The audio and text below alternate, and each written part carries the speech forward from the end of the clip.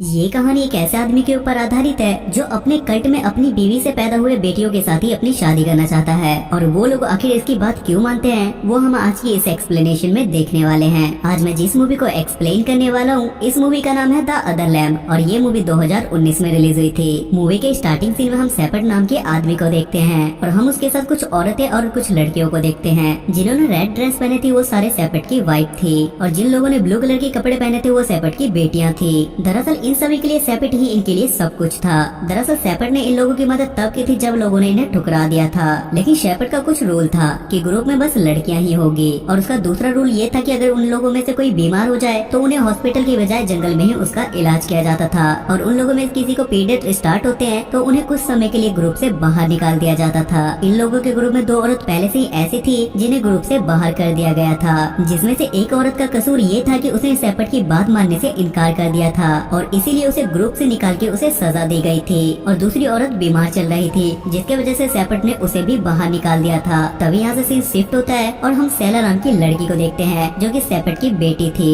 जिसके बाद सेला एक जगह पे जाके नोटिस करती है कि उसका पहला पीरियड आ चुका है, जिससे वो काफी डर जाती है और चिल्लाने लगती है और कुछ समझ न आने की वजह से वो एक भेड़ के बच्चे को मार देती है। घर आने के बाद सेला काफी ज्यादा डरी हुई थी और इसी डर की वजह से उसने किसी को अपने बारे में कुछ भी नहीं बताया था और वो सेपर्ट से बोलती है कि शायद भेड़ को किसी कुत्ते या किसी जानवर ने मार दिया होगा। सेपर्ट भी सेला की बात मान लेता है क्योंकि इतनी सारी लड़कियों में से सेपर्ट भी सेला को ही पसंद करता था। रात में सेला सेपर्ट को देखती है कि सेपर्ट कुछ पुलिस वालों से बात कर रहा है, जहां पुलिस वाला सेपर्ट से बोलता है कि जंगल में रुकना या रहना इलीगल है और तुम लोग जितना जल्दी हो सके इस जगह को खाली कर दो। अगले दिन सेपर्ट भी सबको ये सारी बातें बताता है और उन्हें बोलता है कि तुम लोग अपना सामान पैक कर लो और वो सब लोगों से बोलता है कि ये दुनिया बहुत बुरी है, ये दुनिया हमें खुश नहीं देखना चाहती, इसलिए हमें कहीं और जाना होगा। सब लोग इस बात से बहुत ज्यादा खुश होते हैं क्योंकि उन्हें एक जगह को छोड़ के कहीं और जाना था, लेकिन सेला इस बात से बिल्कुल भी खुश नहीं थी। दरअसल जब से सेला को पीरियड होने स्टार्ट हुए थे तब से सेला को रात को डरावने सपने आने लगे थे और उसे लगता है कि ये सब कुछ बस पीरियड की वजह से हो रहा है। काफी दूर भटकने के बाद सेपर्ट को एक जगह पे घर मिलता है और बाहर ज्यादा सर्दी होने की वजह से सब लोग वहीं पे रुकना चाहते थे, लेकिन सेपर्ट वहाँ रहने से उन लोगों को साफ मना कर देता है और वो नहीं चाहता था कि इन लोगों में से कोई भी लोग उस घर में रहे, इसलिए वो लोग उस घर के बगल में ही कैंप लगा लेते हैं। तभी सेला की एक बहन को उसके पीरियड्स के बारे में पता चल जाता है और वो इस बात को सब लोगों को बता देती है और रूल के खिलाफ होने की वजह से उसे भी ग्रुप से निकाल दिया जाता है और उसे भी दूसरी लेडीज के पास छोड़ दिया जाता है। उसके बाद सेला सारा को बोलती है कि सेपर्ट वैसे ही तुम्हें ग्रुप से दूर रखता है, क्यों ना तुम यहाँ से भाग के अपनी जिंदगी की एक नई शुरुआत करो। जिसपे सारा उसे बताती है कि मेरे पास रहने के लिए कोई भी जगह नहीं है और न ही मेरा इसके अलावा कोई परिवार है और इसलिए मैं इस जगह को छोड़ के यहाँ से कहीं नहीं जाती।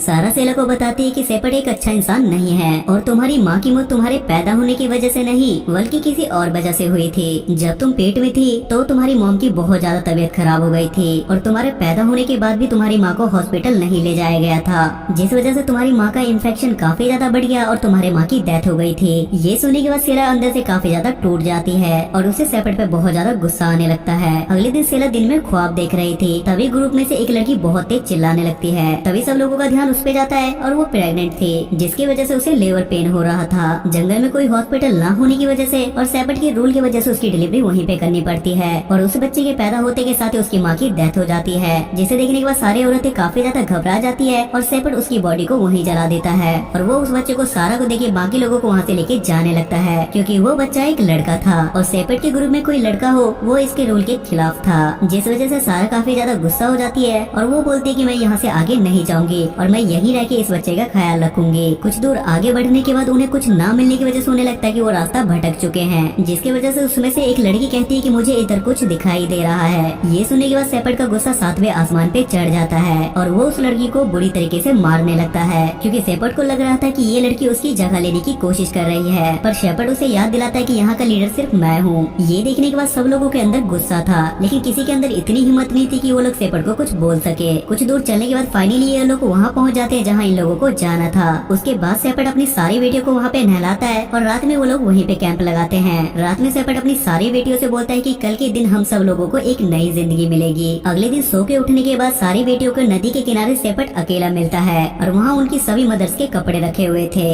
वहाँ पहुँचने के बाद सेपर्ट अपनी सारी बेटियों से कहता है कि मैंने तुम्हारी माँ को जन्नत भेज दिया है। दरअसल सेपर्ट ये सब कुछ बहुत पहले से करता आ रहा था और बीते रात उसने अपनी सारी पत्नियों को पानी में डुबो के मार दिया था, पर वो ये बात किसी को भी नहीं बताता। तब सेपर्ट अपनी सारी बेटियों से बोलता है कि अब वो समय आ चुका है कि जब तुम मेरी वाइफ बनोगी। और वो सेला को अपने पास बुला के कहता है कि तुम मेरी सबसे खास बीवी बनोगी और तुम्हें इस ग्रुप को लीड करने का भी हक मिलेगा। लेकिन सेला शेपर्ड को ऐसा करने से साफ मना कर देती है, जिसके वजह से शेपर्ड उसे बहुत तेज की चांटा मारता है। लेकिन इस जगह सेला भी चुप नहीं रहती और वो भी शेपर्ड को एक चांटा मार देती है। ये देखने के बाद वहाँ खड़ी सारी लड़कियों की हिम्मत बढ़ जाती है और सारी लड़की अपनी माओ के मौत का बदला लेने के लिए शेपर्ड को भी पानी में डुबो के उसे जिंदा मार देती है। ये इंसिडेंट होने के बाद अगले दिन पुलिस को नदी के किनारे बहुत सारी लाश मिलती है और ये सारी वही बॉडीज थी जो शेपर्ड की वाइफ थी। दूसरी तरफ पुलिस वालों को शेपर्ड की भी लाश मिलती है, क्योंकि उन लड़कियों ने मिलकर अपनी माँ का बदला लेने के लिए शेपर्ड को भी जान से मार दिया था। लेकिन शेपर्ड की लाश में एक यूनिक चीज थी, उन लड़कियों ने उसे मार के उसके सर पे सींग लगा दिया था। दैट मीन्स वो ये दर्शाना चाहती थी कि शेपर्ड एक इंसान नहीं बल्कि शैतान था। और कुछ इसी तरीके से ये मूवी यहाँ खत्म हो जाती है। So guys,